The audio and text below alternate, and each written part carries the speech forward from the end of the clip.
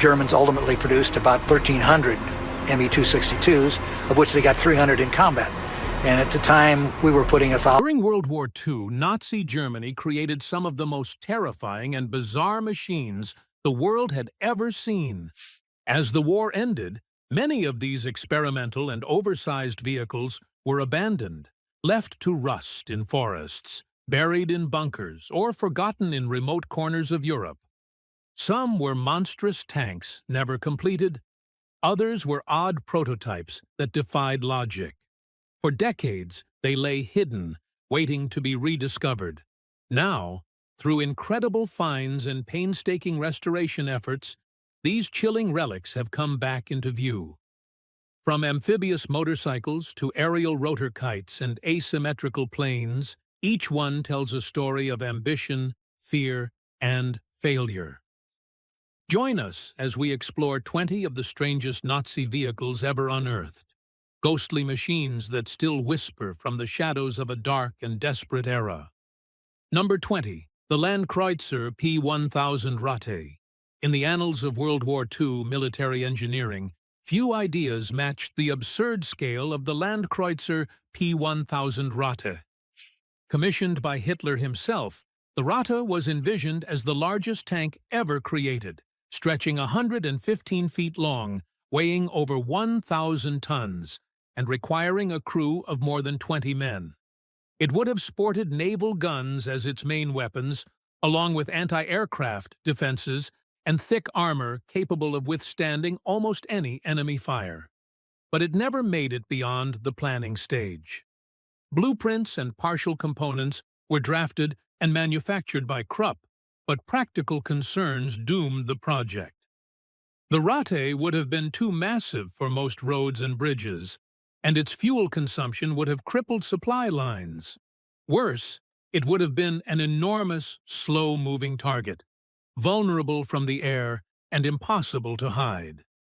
After the war, historians uncovered long-lost design documents and rusted prototype parts in a sealed bunker near Berlin, revealing just how far Nazi engineers were willing to go in pursuit of Hitler's megalomania. The idea of building a land battleship wasn't just impractical, it bordered on madness. Today, remnants and models of the P-1000 Ratte can be seen at Germany's Military Technical Museum in Koblenz, where they remain a chilling symbol of the extremes of Nazi ambition. The Ratte never rolled onto a battlefield, but it rolled straight into the darkest corners of military imagination. Proof that not every monster needs to be real to be terrifying. The Fieseler Phi 103R, also known as the Reichenberg, was Nazi Germany's manned version of the infamous Phi 1 flying bomb. Number 19 Fieseler Phi 103R, Reichenberg. Developed in 1944, it was essentially a V-1 fitted with a cockpit, allowing a pilot to guide the missile toward its target. Intended as a desperation weapon, the project reflected Germany's increasingly dire wartime situation. Unlike the V-1, which was unmanned and launched from ramps or aircraft, the Reichenberg was meant to be piloted by a volunteer who would crash it into enemy targets. Despite this, it was not officially labeled a self-harm weapon. Theoretically, the pilot was expected to bail out moments before impact, though survival was extremely unlikely due to the high speed and low altitude of the final approach. Several prototypes were built and tested, including unpowered gliding versions and later powered variants. Hanne Reich, a famous German test pilot, flew several of them and reported serious control difficulties, especially at higher speeds. The program was part of the Leonidas Squadron, a Luftwaffe unit reportedly organized for self-sacrifice missions, though there's no verified evidence that any Reichenberg was ever used operationally in combat. After Germany's surrender, some partially completed units were discovered in storage at the aircraft factory in Dannenberg, and others were found at the Nordhausen underground facility. One preserved example now resides in the RAF Museum in London. The Kugelpanzer, or spherical tank, is one of the most enigmatic military vehicles ever associated with Nazi Germany. Only one known example exists, and it was captured by Soviet forces in Manchuria during World War II, far from the European front lines. Number 18. The Kugelpanzer. This small one-man vehicle resembles a metal ball with two large outer wheels and a small stabilizing tail wheel. It has no known armament, only a slit for vision, and was powered by a small engine, likely intended for short-range use. The exact purpose of the Kugelpanzer remains unknown. Theories range from reconnaissance and communications to laying telephone cables or conducting light patrols in secure areas.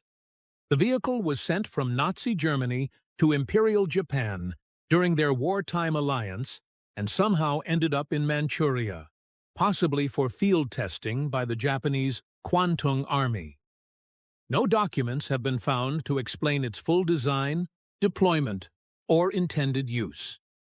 There is also no evidence that more than one was ever built. Today, the Kugelpanzer is preserved at the Kubinka Tank Museum outside Moscow, where it draws significant attention due to its strange appearance and mysterious history. It's painted a dull silver gray and remains unrestored, with its internal mechanisms mostly intact but not operational. Due to the complete lack of surviving blueprints or official documentation, the Kugelpanzer is one of the few World War II military machines whose origin and function remain unsolved, an abandoned relic from a forgotten project that never made it past the experimental stage. Number 17. Messerschmitt Me 323 Gigantic. The Messerschmitt Me 323 Gigantic was the largest land-based transport aircraft used in World War II. Developed from the earlier glider model, the Me 323, it was fitted with 6 engines to allow for powered flight and mass cargo transport. It could carry up to 10 to 12 tons of equipment, or around 120 fully equipped soldiers, an extraordinary capability at the time. Intended to support rapid deployment of men and materials, especially during campaigns like the invasion of the Soviet Union and North Africa, the Me 323 proved to be a logistical solution and a tactical vulnerability. The aircraft was slow, lightly armed, and highly susceptible to enemy fire. Entire squadrons were lost during Allied air raids, particularly in 1943, when a group of Me 323s was destroyed over the Mediterranean while transporting troops to Tunisia. Most of these massive aircraft were destroyed in combat or scrapped after the war, but a partial wreck was discovered in 2012 off the coast of Sardinia, Italy. Divers found large sections of a submerged Me 323, including portions of the fuselage and wing struts. The site was later identified using historical flight records and confirmed by serial numbers recovered from the wreckage. No complete Me 323 survives today, but some parts are preserved in museums. The aircraft remains a fascinating example of Nazi Germany's efforts to overcome logistical challenges with sheer size. Its limited success underscores the problem of designing big machines without adequate protection or support in increasingly hostile skies. Number 16. Panzer the 8 Maus. The Panzerkampfwagen, the 8 Maus, was Nazi Germany's most ambitious tank design ever completed. Conceived by Ferdinand Porsche and authorized by Hitler, the Maus was intended to be a breakthrough heavy tank, virtually indestructible on the battlefield. Weighing approximately 188 metric tons, it remains the heaviest fully enclosed armored fighting vehicle ever built. Only 2 prototypes were produced before the war ended. One was a functioning vehicle with a working turret. The other had only a chassis. Due to its massive size and weight, the Maus was too heavy for most bridges and could only cross rivers via fording or custom-built support equipment. It was equipped with a powerful 128mm main gun and a coaxial 75mm secondary gun both designed to take on any Allied armor. Despite its formidable armament and armor, the Maus was impractical. It was extremely slow, mechanically unreliable, and vulnerable to air attack. The project was eventually halted in late 1944 due to resource shortages and shifting priorities. After Germany's defeat, the Soviets captured the two prototypes at the Kummersdorf proving grounds and combined parts of both into a single display vehicle. This hybrid Maus was transported to the Kubinka Tank Museum in Russia, where it remains today, the only surviving example. The Maus was never used in combat. It represents an extreme in tank design. Impressive on paper, yet ultimately unfeasible in real war conditions. Next is the Schienenwolf, German for rail wolf, was a railway demolition vehicle used by Nazi forces during World War II to destroy train tracks during strategic withdrawals. Number 15. The Schienenwolf. Its design was simple but effective. A heavy-duty rail car fitted with a giant plow or claw, dragged behind a locomotive to tear up rails as it moved. These devices were deployed particularly on the Eastern Front, where retreating German forces aimed to cripple Soviet supply routes and slow the Red Army's advance. The claw dug deep into the ties and ballast, violently uprooting and twisting steel rails behind the train. In many cases, the destruction was so thorough that rebuilding the track took weeks or even months. Unlike combat vehicles or advanced weaponry, the Schienenwolf had no armor or weaponry. Its value was purely tactical, disabling the infrastructure the enemy relied on.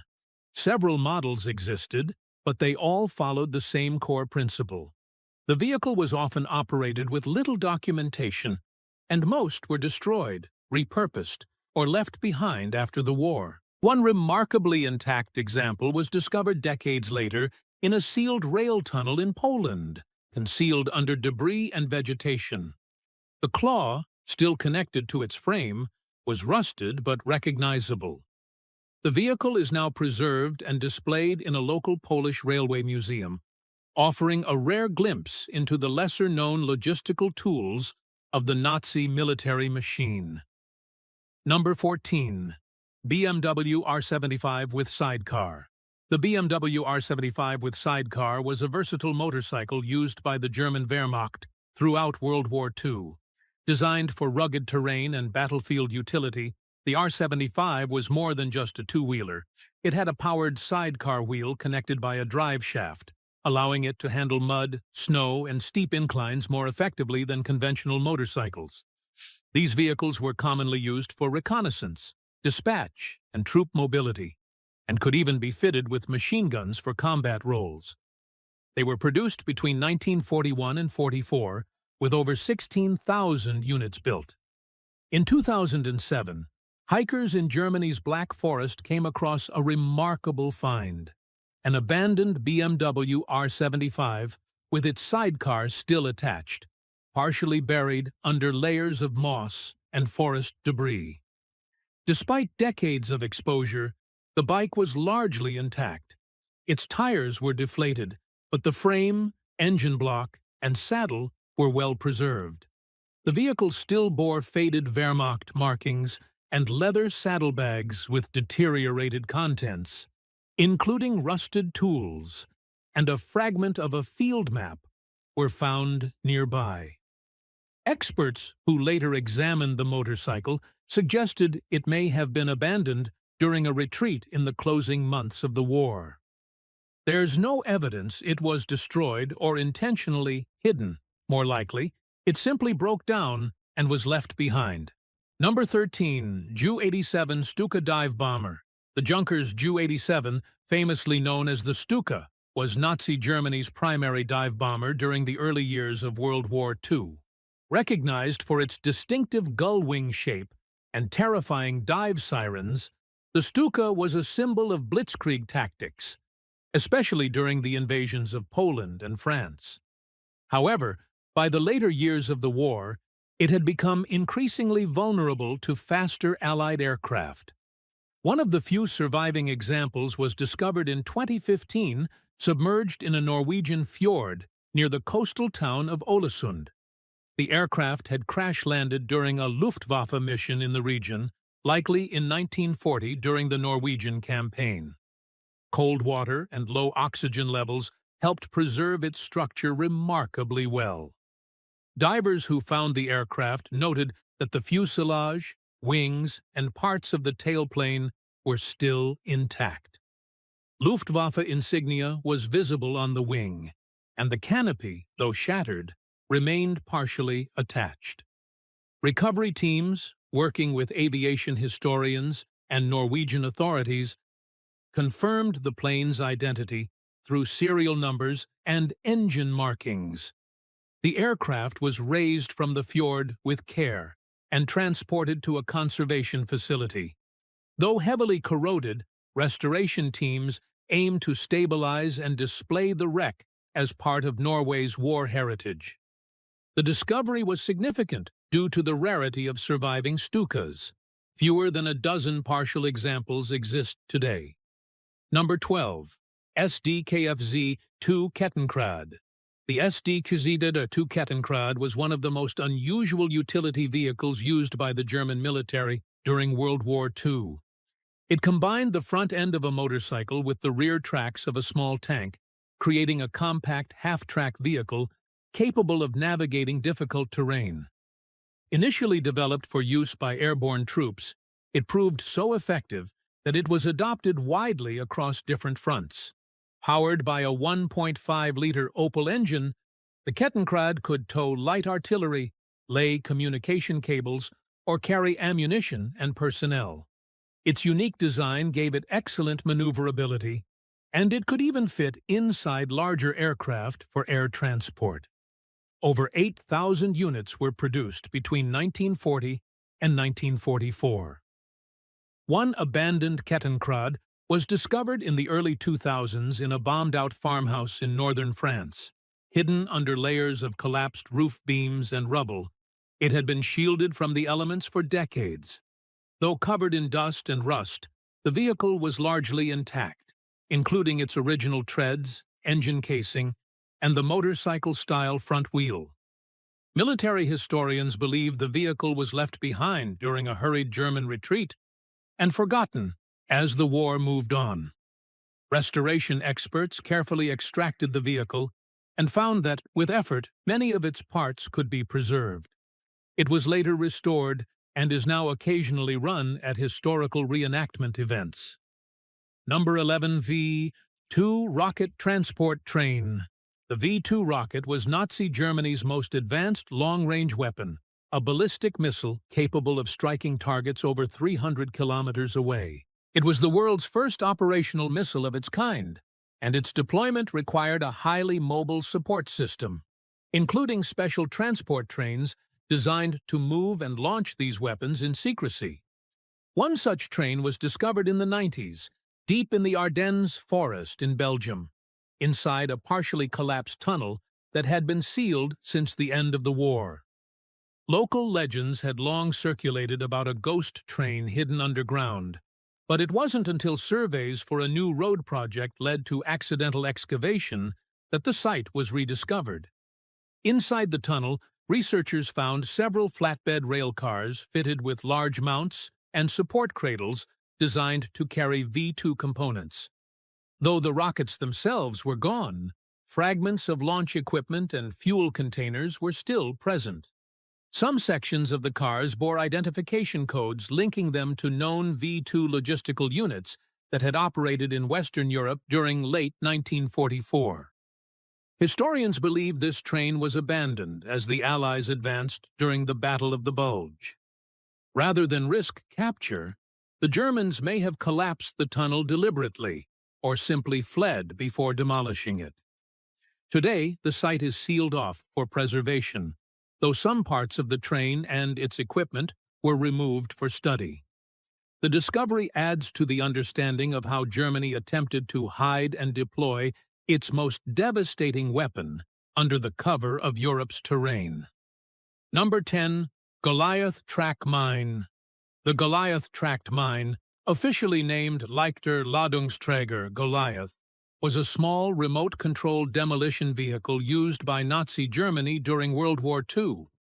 Designed to deliver explosives directly to enemy positions, it was essentially a motorized bomb on tracks.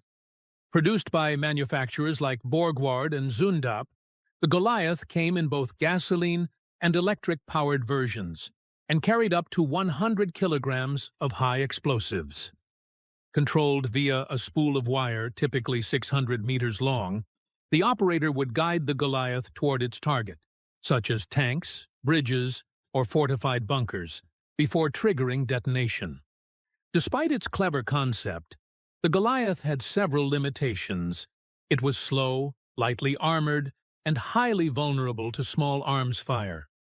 The wire guidance system could easily be severed, rendering the vehicle useless before it reached its target.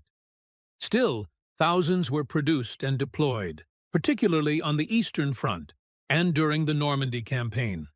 One abandoned Goliath was discovered decades later in a field near Caen, France.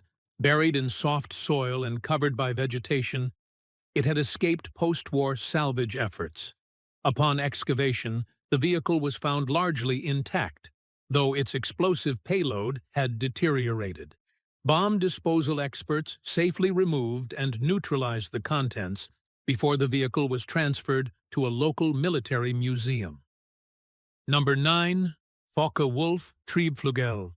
The Focke-Wulf Triebflügel, also known as the thrust wing, was one of Nazi Germany's most unusual experimental aircraft designs. Proposed in 1944, it was a vertical takeoff and landing VTOL interceptor meant to defend German cities against Allied bombers when runways were no longer available.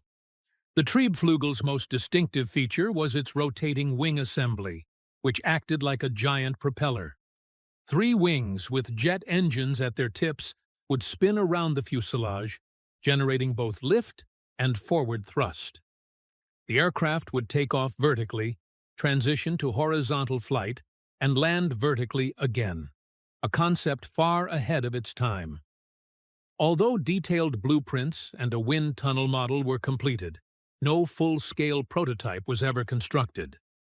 The war ended before the Triebflügel could leave the drawing board. However, in the late 1940s, Allied forces discovered these documents and a partial mock-up at Focke-Wulf's facilities in Bad Eilsen, Germany.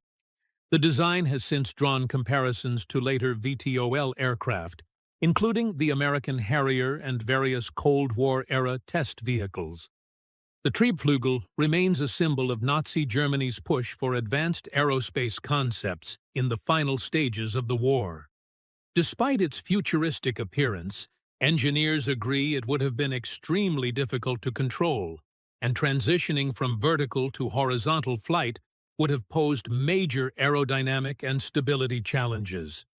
No actual Triebflügel has ever been found or flown, but full-size replicas based on recovered plans have been built for museum displays, offering a glimpse into one of the most bizarre and ambitious aircraft designs ever realized.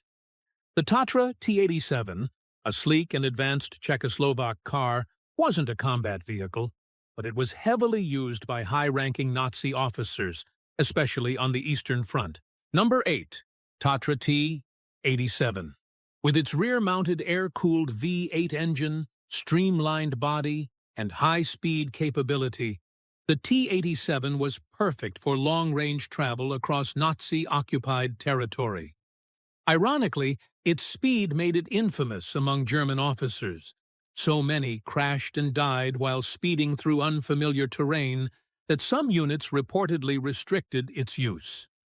After the war, dozens of abandoned or destroyed T-87s were found across Poland, Ukraine, and former Czechoslovakia, some wrecked in forests or left at the roadside during retreats. Unlike the brutal military machines of the Reich, the Tatra was a product of elegance and innovation. Today, surviving examples are rare collector's items, but several rusted hulks have been found in barns or open fields, frozen remnants of Nazi overreach. Its presence on the battlefield wasn't as a weapon, but as a tool of elite mobility, making the Tatra T-87 one of the strangest and deadliest vehicles of the Nazi era, in its own ironic way. Number 7. Dornier Du 335 Pfeil. The Dornier Du 335 Pfeil Arrow was one of Nazi Germany's fastest piston-engine aircraft, featuring an innovative push-pull configuration with two engines, one in the nose and another in the tail.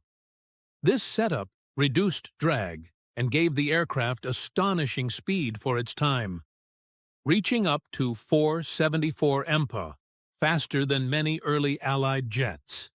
Introduced very late in the war, the Du 335 was designed as a high-speed heavy fighter, capable of intercepting bombers and outrunning enemy fighters. It featured advanced technology for its time, including an ejection seat, tricycle landing gear, and automatic dive brakes. However, only a small number were completed before Germany surrendered, likely fewer than 40. After the war, a single surviving Du 333 was shipped to the U.S. as part of Operation Seahorse, where Allied forces gathered captured German aircraft for study. Decades later, in the 1990s, the Smithsonian Institution's National Air and Space Museum partnered with Germany's Dornier Company to fully restore this rare aircraft using original components and specifications. Another abandoned airframe was found in Bavaria in the 1970s, stored in a decaying hangar on a former Luftwaffe airfield. Though too far gone to restore, its structure confirmed production beyond the surviving prototype. Number 6. The Schwimmwagen. The Volkswagen Schwimmwagen was Nazi Germany's answer to the need for a lightweight, amphibious vehicle capable of traversing water and rough terrain. Based on the VW Kübelwagen and using the same rear-mounted engine design as the classic Beetle, it was modified to include a watertight body, a retractable propeller, and paddle-like wheels for basic aquatic navigation. More than 15,000 Schwimmwagens were produced between 1942 and 1944, making it the most mass-produced amphibious car in history. It was used primarily by reconnaissance units, engineers, and other specialized forces operating in flooded areas, rivers, and coastal zones, especially on the Eastern Front. After the war, many Schwimmwagens were abandoned in rivers, lakes, and swamps, either due to damage or fuel shortages. Over the decades, some were recovered from lakes in Poland, rivers in Ukraine, and even muddy banks in France, often covered in rust, but surprisingly intact due to their sealed hulls and oil-preserved interiors. Restored Schwimmwagens occasionally appear at military vehicle shows or vintage car rallies, complete with functioning propellers and oars. A handful still operate both on land and in water, showing the design's durability and practicality even 80 years later.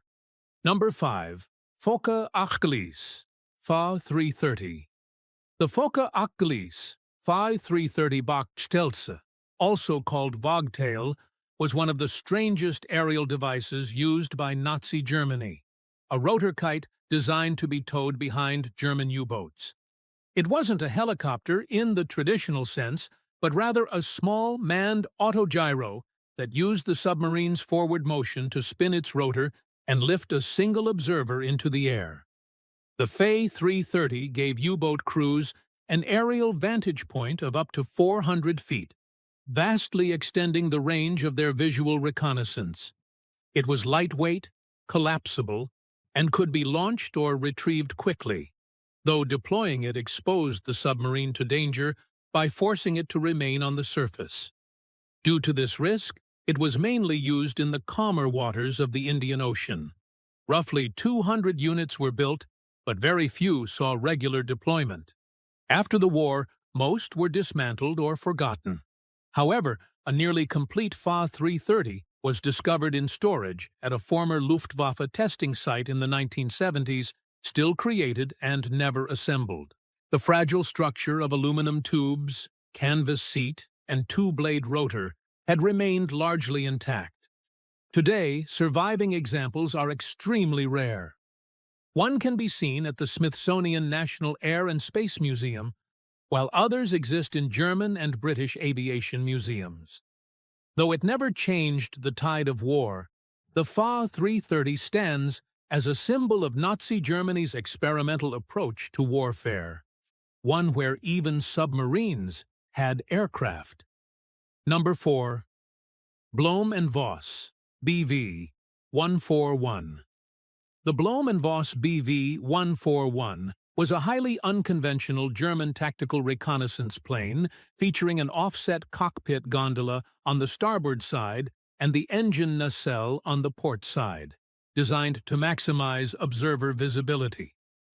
First flown in early 1938, the BV-141 proved aerodynamically stable and performed well. However, only 3 prototypes and around 5 pre-production A models, followed by about 12 B variants powered by BMW 801 engines, were built. Sources vary between 20 and 28 total aircraft delivered. Despite its innovative layout, it never entered mass service due to engine shortages and the Luftwaffe's preference for the twin-engine FW-189, which proved more practical. No intact BV-141s survive today. Wrecks were captured and evaluated by Allied forces, but all were eventually scrapped. The design remains a striking example of German experimental aviation during World War II. Number 3. Borgward IV. The Borgward IV was Nazi Germany's ambitious attempt to use remote-controlled demolition vehicles on the battlefield.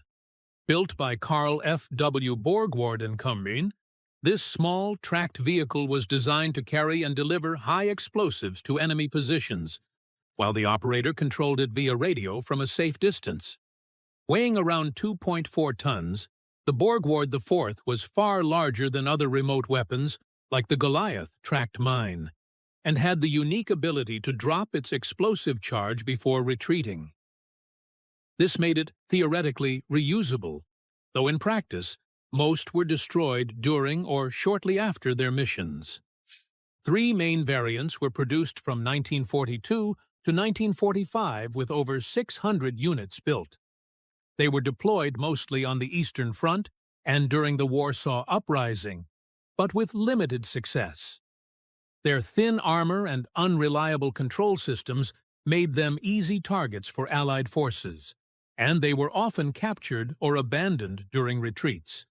In the decades after the war, several rusting Borgward IVs were discovered, some in Eastern European forests, others buried in fields or left in Wehrmacht storage sites. One was found in surprisingly good condition inside a collapsed barn in rural Poland in the 90s. Today, restored examples can be seen at the German Tank Museum in Munster and other military museums across Europe. Though it didn't revolutionize warfare, the Borgward IV offers a glimpse into the early development of unmanned combat systems, foreshadowing the drones and remote weapons of modern battlefields. Number 2. The tracked motorcycle. One of the strangest vehicles left behind after Nazi Germany's fall was the NSU Kettenkrad, a half-motorcycle, half-tank hybrid, officially known as the SDKFZ. 2.